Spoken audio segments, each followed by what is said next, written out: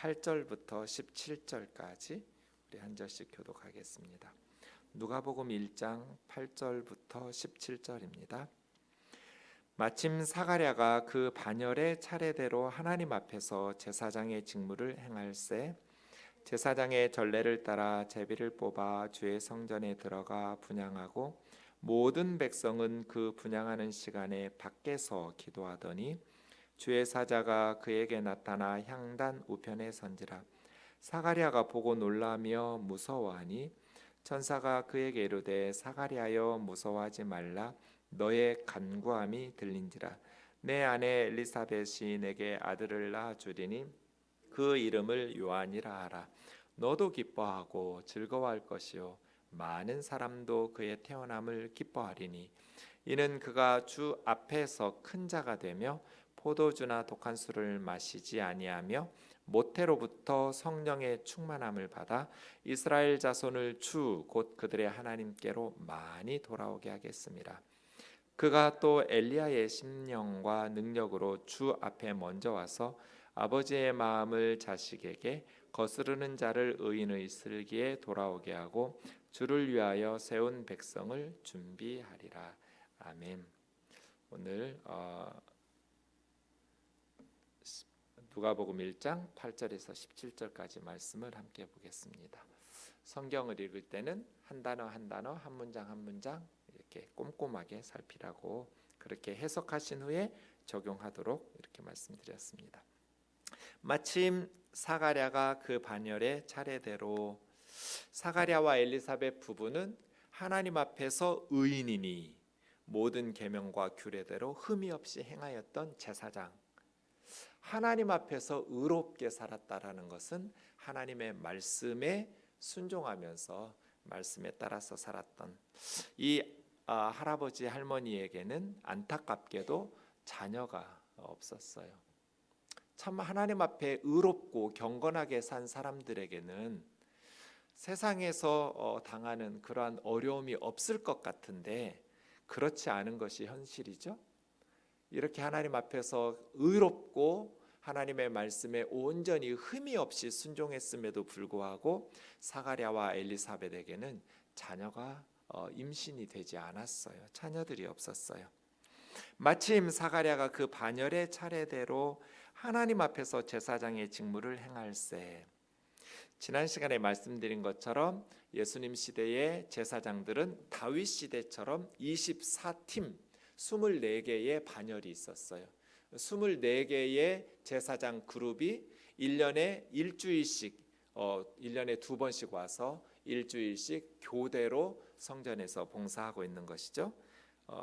세례요한의 아버지 사가랴가 소속된 아비야 반열은 8번째 반열이었어요. 8번째 반열로 이제 일주일씩 봉사하는데 여러분 8절에 보시면 사가랴가 하나님 앞에서 제사장의 직무를 행했대요. 저는 이 표현이 참 예사롭지 않다고 느낀 것이 여러분 우리 알잖아요. 예수님 시대 예루살렘 성전이 강도의 소굴이라고 예수님에게 책망받았잖아요. 그때 대제사장, 제사장 무리들 제대로 된 사람들 아니었어요. 그냥 매관매직한 거예요. 로마 사람들에게 돈 주고 대제사장의 가문이 될 수 없는 가문 사람들이에요. 그런 사람들이 대제사장이 되어서 돈을 드린 것 이상으로 뽑아내지 않겠어요? 그러다 보니 예수님께서 만민이 기도해야 될 내 아버지 집에서 장사하지 말라고 강도의 소굴로 변했다고 분노하시면서 성전 청결 사건을 일으키셨던 그 시절이잖아요. 그쯤에 예루살렘 성전은 이미 너무너무 부패하고 타락했음에도 불구하고 사가랴를 하나님 앞에서 제사장의 직무를 행했다는 거예요. 그리고 사가랴가 하나님 앞에서 의인이었다는 거예요. 여러분 이 할아버지가 평생 제사장으로 정말 주신 사명을 감당했는데 얼마나 힘들었겠어요. 얼마나 그만두고 싶은 순간들이 많았겠어요. 성전에 갈 때마다 이 하나님 앞에서 의롭게 살려고 몸부림치는 사람, 하나님의 말씀대로 흠이 없이 살려고 애쓰던 이러한 제사장들은 그 부패하고 타락한 강도의 소굴로 변해버린, 겉으로는 거룩하고 잎은 무성한데 열매가 없는 무화과 나무처럼 그렇게 부패하고 타락한 예루살렘 성전을 볼 때마다 얼마나 가슴이 아프고 그 속에서 갈등과 괴로움이 얼마나 많았겠어요.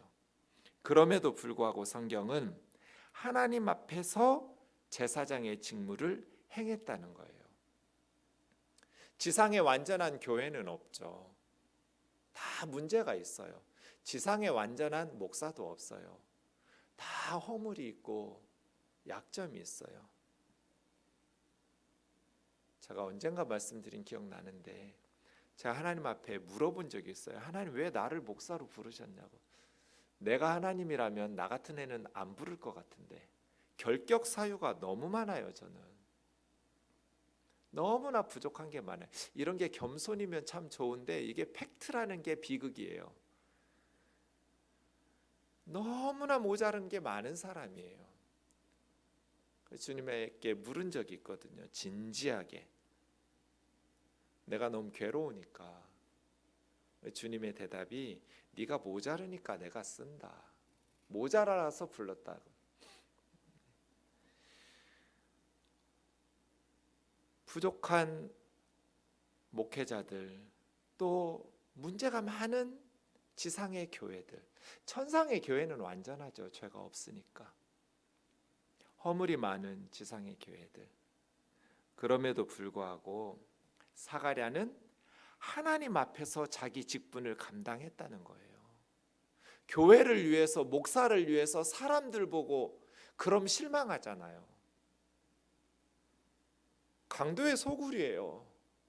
예수님 눈에 강도의 소굴이었으면 하나님 앞에 의롭게 살았던, 말씀에 흠이 없이 살았던 사가랴 할아버지 눈에도 진짜 문제 심각하게 다 보였을 거예요.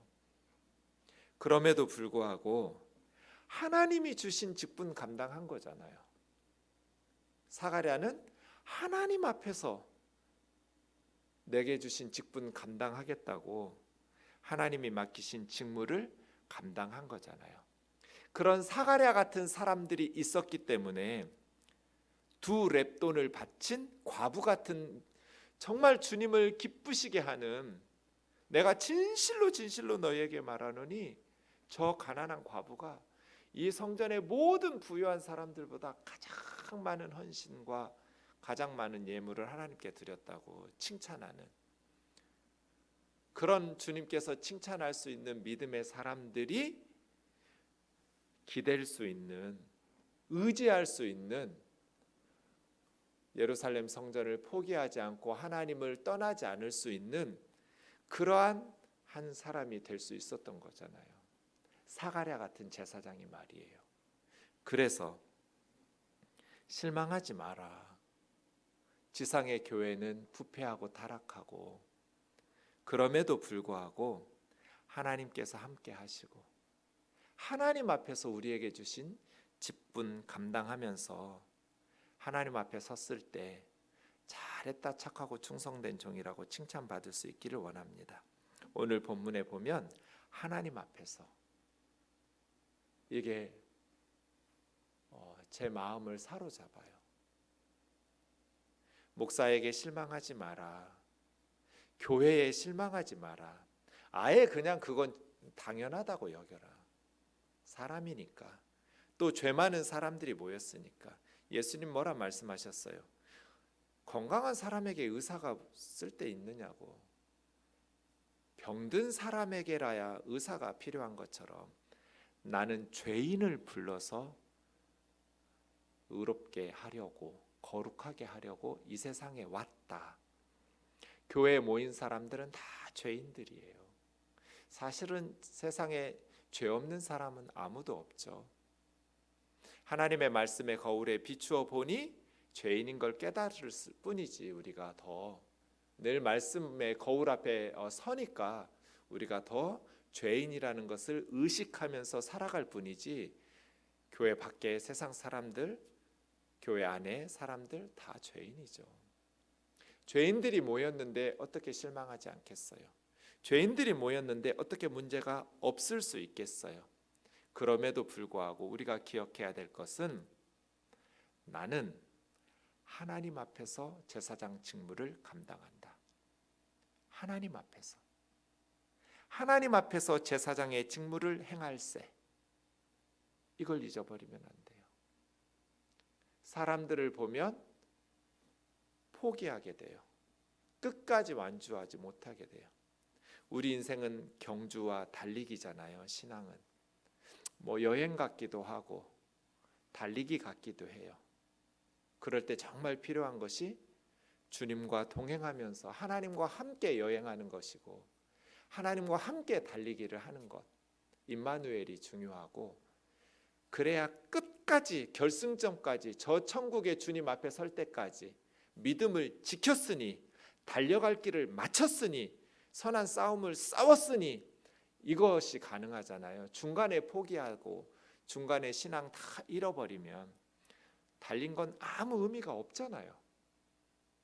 그래서 끝까지 직무를 감당하려면 하나님 앞에서, 그리고 하나님과 함께, 이것을 잊어버리면 안 된다. 그렇게 부패하고 타락하고 제사장들이 강도로 변해버리고 성전이 강도의 소굴이었는데 사가랴 보세요. 그러니까 저 사람 때문에 내가 부패할 수밖에 없었다고, 교회 때문에, 목사 때문에, 이건 주님 앞에서 핑계가 될 수가 없어요. 하나님 앞에서 9절입니다. 제사장의 전례를 따라 제비 뽑아 주의 성전에 들어가 분향하고, 이 향을 피우는데요, 여기서 성전은 성소 안에 들어간 거예요. 그 성전 건물 안에 들어간 것이 아니라 그 성소 안에 들어가면 넓은 방이 성소, 휘장 안에 좁은 방이 지성소, 이렇게 둘로 나뉘어져 있죠. 넓은 방인 성소에 세 가지 물건이 있어요. 휘장 바로 앞에 금으로 만든 향을 피우는 분향단이 있죠. 고기예요, 고기. 그 다음에 진설병상, 떡 12덩이를 진설해 놓는 상이 있고요. 맞은편에는 금촛대, 7개의 촛불 등잔을 피우는 그러한 금촛대가 있죠. 그런데 하루에 2번씩 향을 피우는 거예요. 출애굽기 30장에 보면 아침마다 향을 피우고, 또 저녁 때 등불을 켤 때 향을 살아서 하나님 앞에서 매일 하루에 2번씩 향을 태우게 되어 있거든요. 그러니까 그 성소 안에 금초대에 불을 켜는데, 그 등잔에 불을 켜는데 밤에 켜고 저녁에 켜고 아침에 꺼요. 24시간 켜놓는 거 아니에요. 저녁에만. 저녁에 등불을 켤 때 향을 피우고, 그 다음에 아침에 들어가서 등불을. 그런데 밤새 동안 그 등불이 꺼지면 안 돼요. 그래서 여러분, 사무엘 선지자가 어릴 때 성전에서 잠을 자죠. 이 기름이 떨어지거나 바람이 불어서 이 성소 안에 불이 꺼지면 안 돼요. 밤새도록 아침 될 때까지. 그래서 사무엘이 그것 관리하도록 아마 성소에서 자다가 사무엘아 사무엘아 부르시는 하나님의 음성을 들은 것 같아요. 어쨌든 아침 일찍, 그리고 오후 한 3시경 정도인데요, 저녁 등불 켤 때, 이럴 때 하루에 2번 향을 피워요. 유대인들은 하루에 3번씩 기도하는 게 습관이 되어 있어요. 첫 번째는 아침에 향 피울 때, 그리고 마지막 3번째는 저녁에 등불 켤 때, 그리고 가운데 중간에 정오쯤에 하루에 3번씩 이렇게 습관적으로 기도하는데요. 첫 번째와 3번째는 제사장이 성소에 들어가서 향을 피울 때 기도하는 거예요. 그런데 누가 향을 피울지 제비 뽑는 것이 제사장들의 관습이었어요. 그래서 하루에 2번씩, 제사장들 수가 굉장히 많았으니까요. 뭐 예수님 시대 제사장들이 2만 명쯤 되었다, 뭐 추측하는 사람들 수천 명이 되었다 말하는 사람들이 많이 있는데요. 그러면 24개 팀으로 나누었다 해도 굉장히 많은 수가 성전에서 한 주씩 이렇게 봉사할 텐데, 누가 들어가서 이 중요한 향을 피우면서 이스라엘을 대표해서 기도할 거냔 말이에요. 그러니까 제비 뽑기 하는 거예요. 평생 분향을 한 번도 못한 제사장들도 많았다고 해요. 그리고 한 번 했던 사람은 그 다음에는 제외, 안 했던 사람이 가서 분향할 수 있도록 뭐 이런 것들이 있다고 남아 있는데, 어쨌든 시기마다 좀 다를 수도 있고 정확한지는 모르겠지만 제비를 뽑아서 누가 분향할지를 정하는 것은 분명했던 것 같아요. 그때 마침 사가랴, 세례요한의 아버지가 제비 뽑기에 당첨된 거죠. 그래서 뭐 아침인지 어떤 학자들은 저녁에 등불 켤 때라고 추측하는 분들도 있는데 정확한 건 모르겠어요.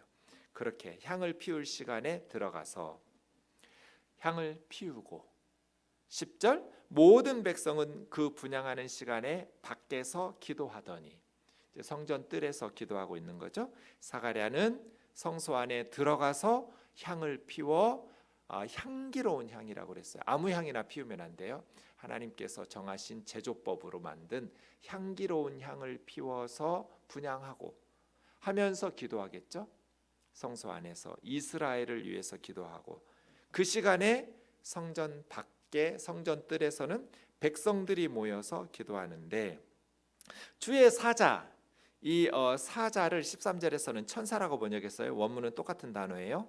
그러니까 하나님의 천사가 사가랴에게 나타나 그 분향단 우편에 선 거예요. 여러분, 우편에 설 때하고 좌편에 설 때가 조금 달라요. 그냥 우편에 서면 좀 긍정적이라고 보시면 돼요. 뭔가 좀 이렇게 희망적인 거죠. 향단 우편에 선지라. 주의 사자는 나중에 이제 19절에 보면 나 가브리엘이라고 너에게 좋은 소식 전해주려고 왔다, 이렇게 이야기하는 내용이 나오는데요. 주의 천사 가브리엘이 좋은 소식을 전하려고 분향하고 있는 사가랴에게 성소에서 나타난 거죠. 사가랴가 보고 놀라며 무서워하더니, 얼마나 놀랬겠어요. 지금 그렇지 않아도 맨 처음 분향하고 이스라엘을 대표해서 지금 떨리는 마음으로 하나님 앞에 성소에 들어가서 분향하면서 기도하고 있는데, 천사가 갑자기 나타났으니 얼마나 놀랐겠어요. 근데 꼭 천사는 사람을 놀래키고 13절처럼 말해요. 무서워하지 마라, 이렇게. 사가랴여, 무서워하지 마라. 너의 간구함이 들린지라. 내 아내 엘리사벳이 너에게 아들을 낳아주리니 그 이름을 요한이라 하라. 사가랴의 간구함이 들렸다. 분향하면서 이스라엘의 대표로 기도할 때 하나님 아들 주세요, 이런 기도했겠어요? 사가랴가 안 했어요.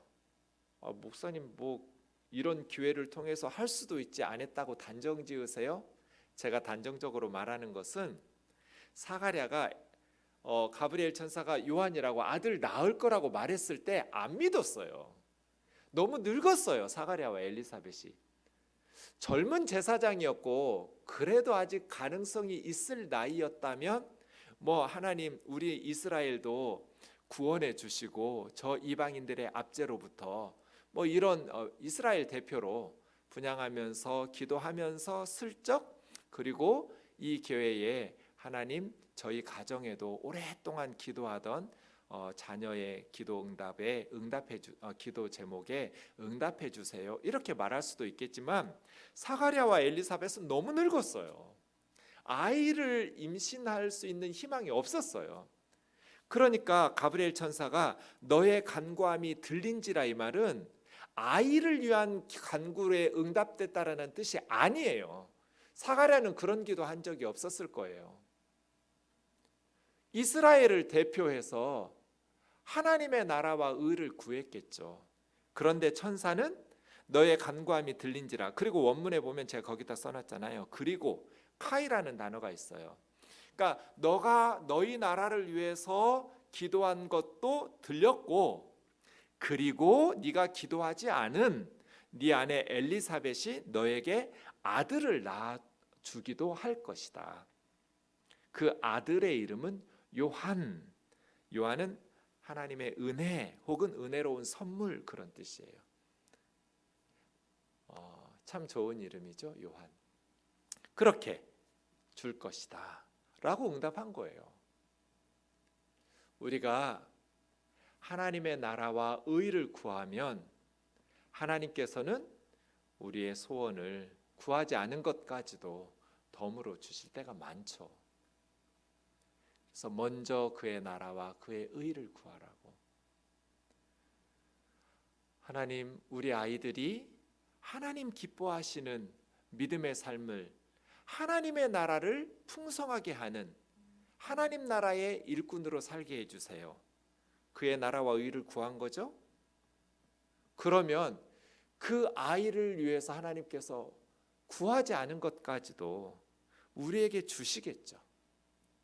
먼저 하나님의 나라와 의를 구하면 그 일을 위해서 감당할 수 있는 지혜도, 물질도, 건강도, 재능도. 그런데 신앙을 뒤에다 놔버리면 세상에 공부하면서 세상의 성공과 세상의 것들을 앞세워 버리면 이것도 저것도 다 엉클어져 버리게 되는 것이죠. 그래서 순서가 중요하다. 기도에도 순서가 중요하고 신앙생활과 인생에도 순서가 중요해요. 먼저 그의 나라와 의를 구하라. 그리하면 먹을 것, 마실 것, 입을 것, 이 모든 것은 더해서 주신다는 건 덤이라는 뜻이잖아요. 네. 너의 간구함, 이건 하나님의 나라를 구한 거예요. 하나님의 의를 구한 거죠. 들렸다. 요한계시록 5장 8절이나 8장 4절에 보면 향이 가득한 금 대접 하면서 천사들이 사도 요한에게 설명해 주죠. 저 향은 성도들의 기도라고. 향 연기가 성도들의 기도와 함께 천사의 손에서 하나님 앞으로 올라가는 모습을 보았어요. 그러니까 우리가 기도할 때마다 하나님 앞에 올라가는 향기로운 연기와 같은 거죠. 누가가 특히 성령과 기도를 강조한다고 그랬죠. 너의 기도, 너의 간구함이 들렸다. 우리의 간구는 들릴까요, 안 들릴까요? 들리죠. 성도의 기도와 함께 천사의 손에서 하나님 앞으로 전달되니까요. 이것을 생각하면 정말 많이 기도하고 싶고 정말 바르게 기도하고 싶어요.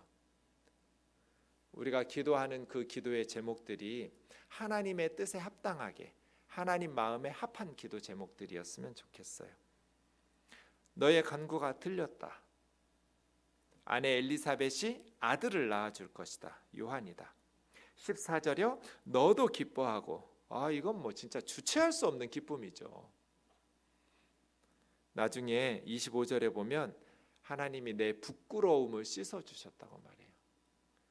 제사장인데 하나님 앞에 의인인데 말씀에 흠이 없이 살았는데 자녀가 없으니까 늘 내가 하나님 앞에서 죄책감을 가지고 우리 부부가 모자라니까 우리가 죄인이니까 하나님께서 다른 부부에게 다 주시는 자녀들을 우리에게는 안 주셨지.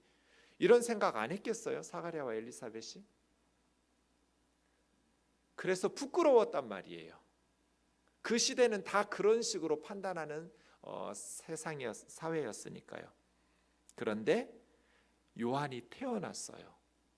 그럼 어떻게 된 거예요? 내 부끄러움이 씻어진 거죠. 너도 기뻐하고 즐거워할 것이요. 많은 사람도 요한의 태어남을 기뻐할 것이다. 이건 민족 전체에 기쁨을 주는 아이가 될 거예요. 400년 만에 선지자가 등장했어요. 우리가 다른 이들의 기쁨이 되었으면 좋겠다. 아이가 태어나면 부모의 기쁨이 되죠.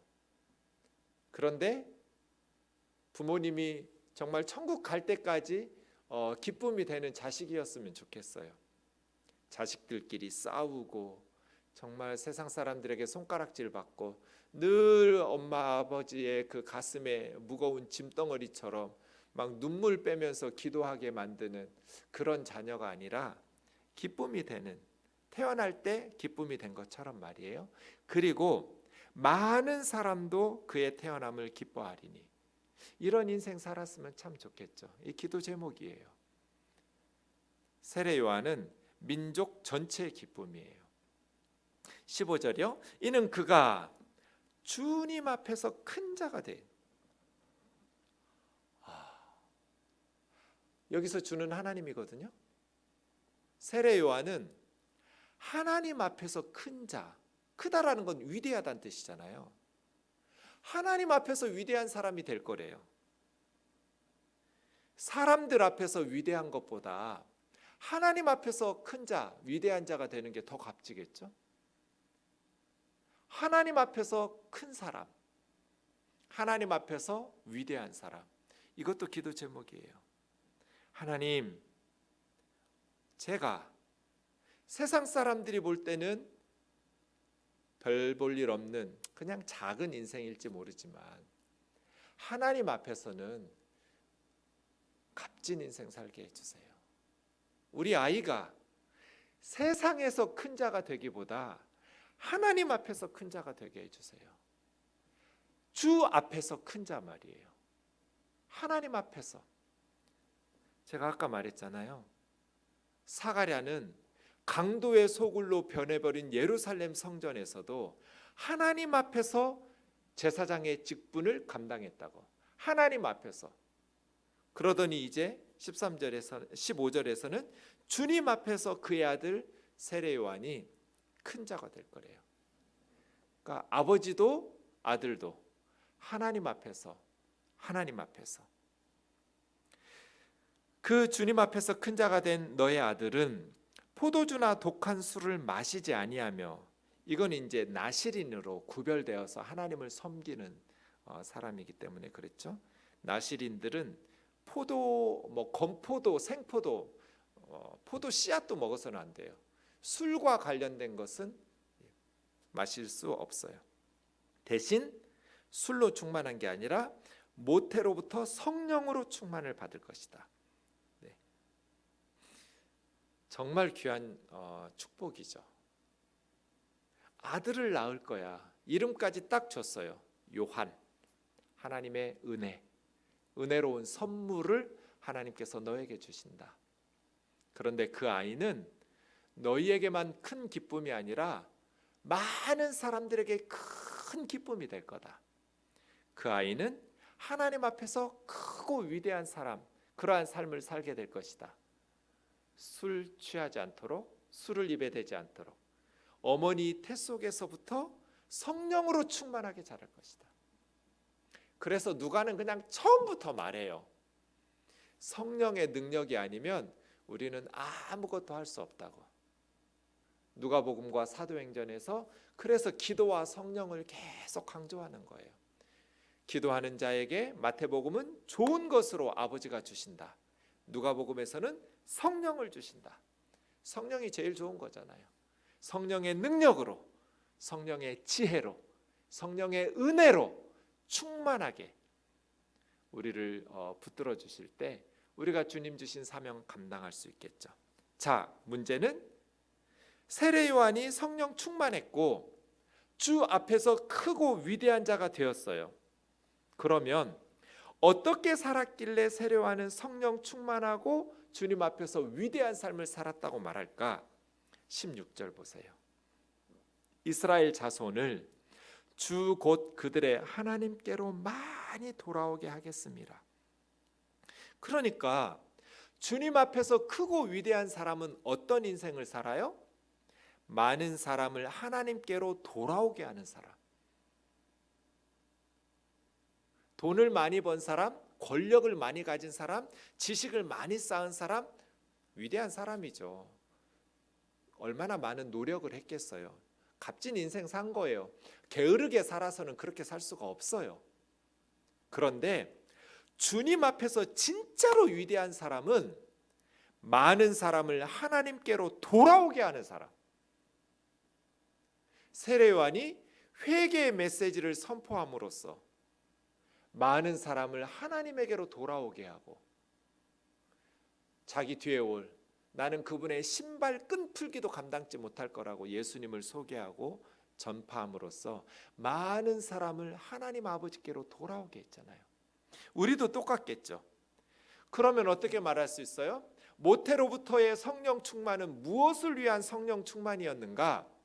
나의 능력과 나의 자랑과 나의 영광을 위한 성령 충만이 아니라 무슨 기도원에서 성령 충만 받아가지고 막 능력을 행사하고 이런 게 아니고 생명을 살리기 위한 성령 충만, 많은 사람을 하나님께로 돌아오게 하는, 사도행전 1장 8절처럼 오직 성령이 너희에게 임하시면 너희가 능력을 받는데 그 권능은 예루살렘과 온 유대와 사마리아와 땅끝까지 복음의 증인이 되고 예수님을 증언하는, 생명을 살리는, 많은 사람을 하나님께로 돌아오게 하기 위한 성령의 능력이잖아요.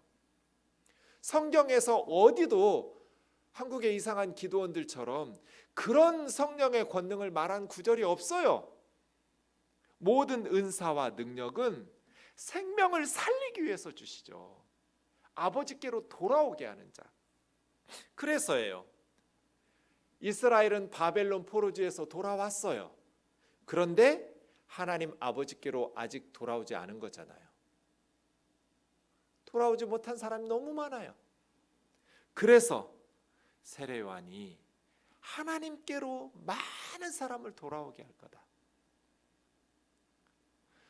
우리의 삶 2021년 어디에 기도 제목이 있고 어디에 하나님 앞에서 정말 가치 있고 크고 하나님께서 보실 때 주 앞에서 큰 자, 성령 충만을 왜 구하고 성령 충만한 사람들이 이 땅에서 어떻게 살아야 되는가, 다른 사람들을 살려내는, 하나님께로 돌아오게 하는 우리의 기도가 그렇게 쓰임받기를 원하고, 우리의 삶과 신앙이 많은 사람들을 하나님께로 돌아오게 하는 영적인 영원한 생명을 살려내는데 쓰임받는 성령 충만과 그러한 삶을 살 때 하나님께서 주 앞에서 큰 자, 위대한 삶을 살았던 하나님의 백성이라고 칭찬할 줄로 믿습니다. 마지막 17절이요. 너의 아들은 엘리야의 심령과 능력으로, 말라기 맨 마지막 4장 5, 6절에 보면 이 구약 성경 맨 끝구절이죠. 여호와의 크고 두려운 날이 이르기 전에 선지자 엘리야를 먼저 보낼 거다. 엘리야가 와서 하는 일은 아버지의 마음을 자녀에게로. 그랬잖아요. 아합과 이세벨 때 다 바알과 아세라를 섬길 때 엘리야가 그 아버지 하나님에 대한, 여호와에 대한 그 뜨거운 열심으로 목숨 걸고 850대 1로 갈멜산에서 싸웠잖아요. 하나님이 진짜 하나님이면 여호와 하나님만 섬기고, 바알이 진짜 하나님이고 진짜 신이면 바알만 섬겨라. 왔다 갔다 하지 마라. 언제까지 둘 사이에서 머뭇머뭇하려느냐. 저녁 소재 드릴 때까지 미친 듯이 막 몸을 자해가면서 850명이 바알 신이여 아세라 신이여 할 때 아무 응답이 없었지만 엘리야 선지자는 아브라함의 하나님, 이삭의 하나님, 야곱의 하나님 여호와여, 하나님이 이스라엘 중에서 진짜 하나님이신 것과 내가 진짜 하나님의 종인 것과 내가 주님의 말씀대로 이 모든 것을 행하는 것을 오늘 알게 해달라고 내게 응답하소서, 내게 응답하소서 했더니 하나님께서 하늘에서 불을 내리셔서 하나님이 참 하나님이신 것을 엘리야 선지자를 통해서 보였잖아요. 그때 엘리야가 하나님 앞에 기도했던 내용 중에 이 백성에게 주 여호와는 하나님이신 것과 주님은 그들의 마음을 되돌이키심을 알게 하옵소서. 지금 이것을 통해서 하나님께서 이스라엘 백성들의 마음을 돌이키신다라는 것을 알게 해달라고, 그렇게 기도했을 때 하늘에서 불이 임하거든요. 엘리야의 심령과 능력, 하나님께서 엘리야에게 주신 마음, 엘리야의 영혼에 주신 심령은 뭐예요? 하나님의 백성들이 저렇게 우상 숭배하면 안 돼. 세상에 빠져 살면 안 돼. 하나님 아버지께로 돌아와야 돼. 그리고 그렇게 놔두면 하나님 아버지께서 그들을 심판하실 수밖에 없으니까 그들을 하나님께로 회개시키고 돌아오게 함으로써 하나님 아버지의 마음이 그들에게로 향할 수 있도록, 우리 아이들이 세상에 빠져 살고 있으면 우리 부모들은 어떻게 해야 돼요? 엘리야의 심령과 하나님이 주신 엘리야의 능력으로 하나님 앞에서 몸부림쳐야죠. 그래서 하나님 아버지의 마음이 우리 아이들, 자녀들에게로 돌이킬 수 있고, 자녀들, 아들, 딸의 마음이 하나님에게로 돌이킬 수 있도록, 이게 거스르는 자를 의인의 슬기로 돌아오게 하는 거잖아요. 주님을 위하여 세운 백성을 준비하는, 이것이 메시아 전에 와서 주의 백성을 예비하는 엘리야의 사명, 세례요한에게 주신 사명이죠. 이러한 기도 제목과 이러한 사명을 세례요한은 충성스럽게 잘 감당하고 있었습니다. 하나님의 위대한 구원 역사가 시작되었습니다. 죄인들을 위해서 하늘이 찢어지고 하나님의 아들이 세상에 성육신하여 오셨어요. 이 세상은 닫혀 있는 것 같지만 열려 있어요. 그래서 가브리엘 천사 오잖아요. 하나님의 개입이 일어난다고요. 하나님께서 역사하시고 일하셨음을 보는 것, 영의 눈을 떠서, 믿음의 눈을 떠서 예수 그리스도를 보고 하나님의 구원을 보는, 그래서 많은 사람들이 아버지 하나님에게로 돌아오는 이러한 사역의 영적 전투를 우리가 믿음으로 승리하면서 하나님 주신 사명을 잘 감당하는 저와 여러분 되기를 주의 이름으로 축원합니다. 기도하겠습니다.